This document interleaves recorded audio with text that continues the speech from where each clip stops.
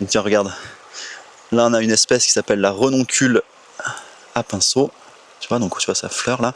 Donc c'est pas une algue, c'est une plante à fleurs, donc comme celle qu'on connaît tous, sauf que là c'est une plante qui vit vraiment dans l'eau, une espèce amphibie, donc qui est enracinée en fait dans le fond de la rivière. Et puis cette espèce, mais aussi d'autres espèces semblables, vont former ce qu'on appelle des herbiers. Donc voilà, des espèces de colonies de touffes un petit peu denses comme ça dans le lit de la rivière. Donc on va retrouver cette espèce-là dans les milieux qui courent un petit peu, mais aussi on peut en trouver d'autres dans les milieux plus calmes. Enfin voilà.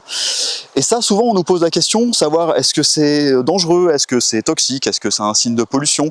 Mais en fait, rien de tout ça, parce que cette espèce-là, elle fait partie du milieu rivière. Enfin, c'est une espèce naturelle. Enfin. Autochtone, c'est pas une espèce invasive.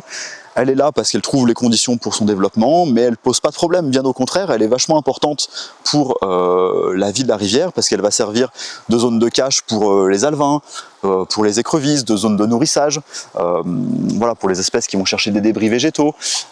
Si on observe un petit peu là, si pour plein d'insectes, notamment c'est les zygoptères, là, les petites demoiselles, qui vont venir se poser dessus pour se reproduire, pour s'accoupler, et puis les femelles vont venir pondre un petit peu aussi dans les tiges. Enfin voilà, donc en fait c'est hyper important pour l'écosystème en général. Voilà, donc du coup pour ça on a trouvé important d'essayer d'expliquer qu'il fallait les conserver, qu'il fallait les protéger, pas essayer de les arracher, ce qui de toute façon sert pas à grand chose, parce que comme c'est des espèces qui vont se reproduire par multiplication végétative, hop, un petit fragment, c'est autant de boutures qui vont pouvoir aller se réenraciner plus loin. Donc en fait, l'arrachage ne sert à rien, et voire même est contre-productif, et puis en plus va à l'encontre de la protection de la rivière, parce que c'est aussi voilà, un habitat hyper important, et voilà, qui convient de préserver, de protéger au même titre que l'ensemble du cours d'eau. On nous pose la question, les gens peuvent avoir l'impression, des fois localement, d'en voir de plus en plus de ces herbiers. Alors ça, c'est vrai qu'on n'a pas forcément de données chiffrées pour dire est-ce qu'il y en a plus, est-ce qu'il y en a moins.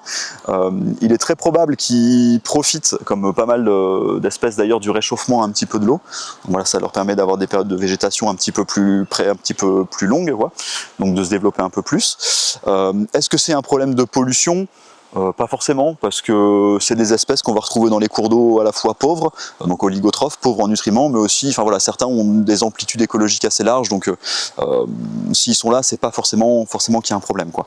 C'est plutôt dans certains cas où on va avoir des écoulements un petit peu trop lents parce qu'on aura un point en plan d'eau, voilà. Donc là, du coup, ça va favoriser l'enracinement, la sédimentation au fond, donc du coup le développement de certaines espèces, mais c'est à notre sens, en tout cas aujourd'hui, il n'y a rien qui soit un signal d'alerte dans la présence de ces espèces-là. Bien au contraire, c'est plutôt le signe d'un milieu en bonne santé, quoi.